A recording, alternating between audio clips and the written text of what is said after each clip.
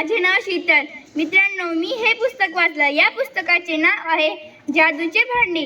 या पुस्तकाची पृष्ठसंख्या आहे 24 आणि या पुस्तकाची किंमत आहे 60 रुपये व या पुस्तकाचे प्रकाशन केले आहे मनोज पब्लिकेशन. या पुस्तकाच्या मुखपृष्ठावर अतिशय उत्तम आणि मजेदारचं चित्र दिलं आहे की हा पुस्तक वाचल्यानंतर या पुस्तकाच्या मुखपृष्ठावरली माहिती आपल्याला समजेल. मी हे पुस्तक वाचलं म्हणून या पुस्तकाच्या मुखपृष्ठावरील चित्र मला समजलं. या पुस्तकाच्या मुखपृष्ठावर हा जादूचा भांडा आहे आणि हे ते ज्यांना भांडा सापडलाय हे दोघे ते नवरा बायको आहेत. या पुस्तकाच्या मला पृष्ठावर तसंच चित्र आहे, कारण की या पुस्तकामध्ये 2 गोष्टी दिलेल्या आहेत आणि ते सुद्धा बोध गोष्टी आहेत आणि या पुस्तकाच्या मलपृष्ठावर तसंच यामध्ये ती गोष्ट आहे आणि त्यावर आधारून या पुस्तकाचं मलपृष्ठ दिलं आहे. आणि या पुस्तकामध्ये 2 गोष्टी आहेत. पहिली गोष्ट म्हणजे जादूचे भांडे व दुसरी गोष्ट म्हणजे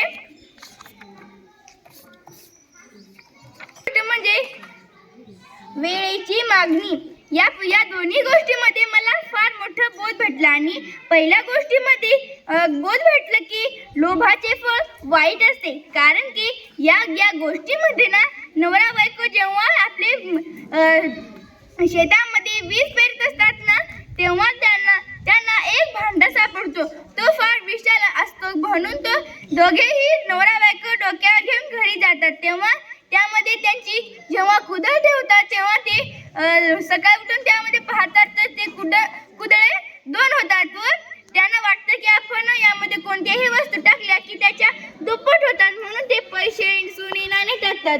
तर एके दिवशी त्याची बायको त्या माणसाची बायको त्या भांड्यात फोडते आणि त्या माणसाची बायको 2 होतात व ते असे जगू लागतात. पण ते बायको फार भांडकुदळ होतात व ते दररोज भांडण करत असतात आणि त्या माणसाचं जीवन सगळं बरबाद होऊन जातं. आणि यातून आपल्याला बोध भेटतो की लोभाचे फळ वाईट असते आणि वेळेची मागणी.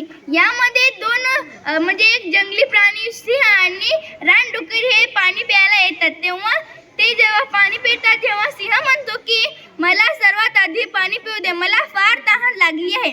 तर डुक्कर पण म्हणतो की मला पण फार तहान लागली आहे. त्यामध्ये त्या दोघांचे सुद्धा भांडण होतात व त्या गोष्टीतून आपल्याला असा बोध भेटतो की संकटात शत्रूला देखील मित्र केले पाहिजे.